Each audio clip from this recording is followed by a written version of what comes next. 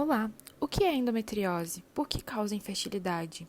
Eu sou a Natália e eu, a Camila, o Leonardo e a Rosa iremos responder essas perguntas. O que é endometriose? O conceito da endometriose, segundo a Sociedade Europeia de Reprodução Humana e Embriologia, consiste na presença do tecido do endométrio fora do útero, o que induz uma resposta inflamatória crônica. Essa condição é predominantemente encontrada em mulheres em idade reprodutiva, e o tecido é encontrado mais comumente no peritônio pélvico, nos ovários e no septo reto vaginal, mas mais raramente no pericárdio, pleura e sistema nervoso central.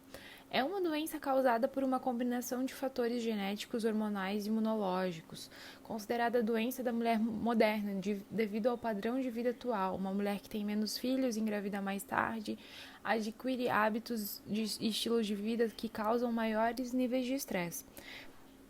Prevalecem mulheres com menarca precoce, gestações tardias e grande diferença entre o tempo da menarca e primeira gravidez. A endometriose acarreta prejuízos na vida da mulher e o impacto biopsicossocial da doença é elevado, tanto no âmbito individual como na saúde pública. De acordo com o Ministério da Saúde, a endometriose atinge 1 a cada 10 mulheres no país. O mecanismo de funcionamento da endometriose torna-se um pouco mais complicado para explicar, pois sua etiologia, ou seja, sua causa, é pouco conhecida, mas são duas as principais teorias que tentam explicar a origem da endometriose. Primeiro é a teoria de Sampson, ou teoria da menstruação retrógrada, onde o sangue da menstruação contém as células do endométrio e sofre um refluxo para a cavidade pélvica por meio das tubas uterinas, representada ali na primeira imagem pelas setas brancas. Esse refluxo poderia acontecer durante o período menstrual em praticamente todas as mulheres, e acredita-se que o sistema imunológico exerce um papel fundamental na proteção contra a implantação e o crescimento das células endometriais. A segunda teoria, a teoria da metaplasia celômica, acredita que o epitélio celomático, que na vida intrauterina deu origem ao epitélio germinativo ovariano e ao endométrio, permanece no peritônio pélvico, com potencial de se metaplasiar em endométrio, surgindo assim os pontos de endometriose.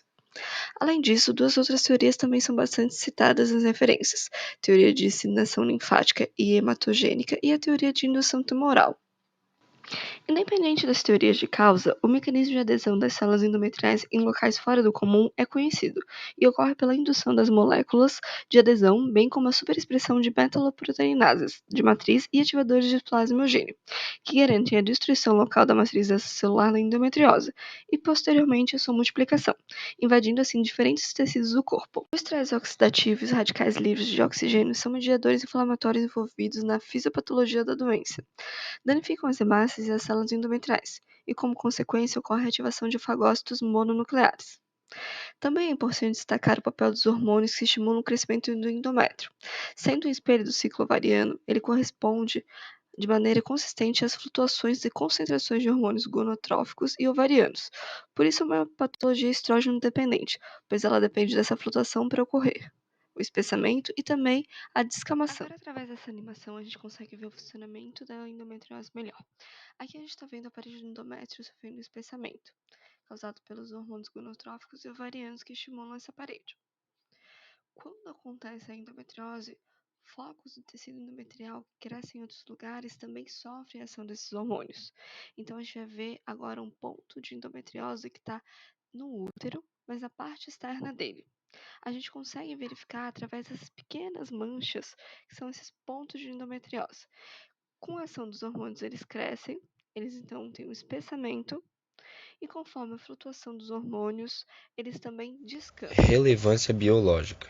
Os sintomas da doença podem interferir diretamente na qualidade de vida da paciente, como, por exemplo, prejuízos e conflitos emocionais por causa dos procedimentos feitos durante o tratamento e as consequências que a doença pode ter, dores constantes, como dor pélvica, cólicas menstruais mais fortes e dor durante a relação sexual. E ainda, dependendo do local de implantação do tecido, podem ocorrer sintomas ligados ao sistema digestório ou urinário. Entretanto, o sintoma que mais chama a atenção é a infertilidade. Entre as mulheres diagnosticadas com endometriose, 30% a 40% encontram sintoma, e entre as mulheres inférteis, 50% delas acabam sendo diagnosticadas com a doença após investigações médicas. Por que a endometriose causa infertilidade? Essa é uma pauta passível de bastante discussão, já que ainda não foi estabelecida com muita clareza uma relação de causa e efeito. A infertilidade pode ocorrer por alterações físicas e mecânicas ou alterações químicas e fisiológicas.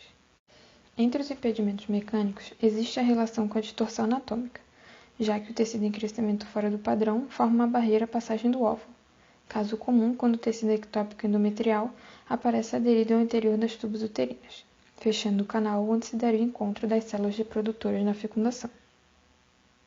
Essa aderência nas tubas também pode atrapalhar a movimentação do óvulo já fecundado, e ele acabar se aderindo por ele mesmo, dando origem a uma gestação tubar ou ectópica.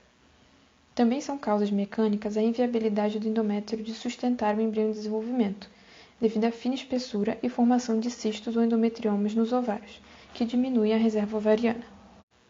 Já entre os impedimentos químicos, temos anormalidades endócrinas, como o crescimento folicular alterado ou sua diminuição, insuficiência lútea, síndrome do folículo luteinizado ou alteração do hormônio prolactina e as prostaglandinas que agem negativamente na fertilidade. Alguns estudos descrevem também a participação de células imunológicas, como linfócitos e macrófagos, que causam persistência e progressão dos implantes endometriais e determinam uma associação com a infertilidade. Talvez todos esses fatores possam agir sinergicamente.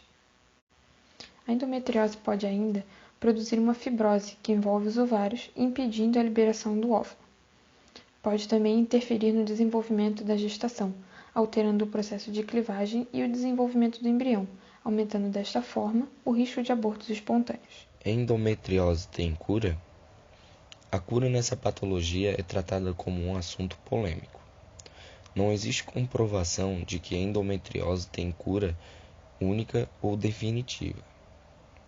Por ter causas totalmente comprovadas, os tratamentos podem ser variados como, por exemplo, tratamento hormonal, pílulas anticoncepcionais de uso contínuo ou DIU, com progesterona para alterar o ciclo menstrual, tratamentos com anti-inflamatórios para reduzir dores, cirurgia. Em casos de risco à saúde da paciente, pode ser realizada a videolaparoscopia ou retirada do útero e ovários. Para as mulheres que pensam em gravidez, podem recorrer à fertilização artificial ou assistida, ou outras formas de tratamento. O mês mundial da conscientização da endometriose, chamado de Março Amarelo, e criado para que pessoas tenham acesso à informação e tirem as dúvidas que existem ao redor da doença, já que, segundo a Organização Mundial da Saúde, no mundo todo estima-se que de 10 a 15% das mulheres em idade reprodutiva apresentam quadros da doença.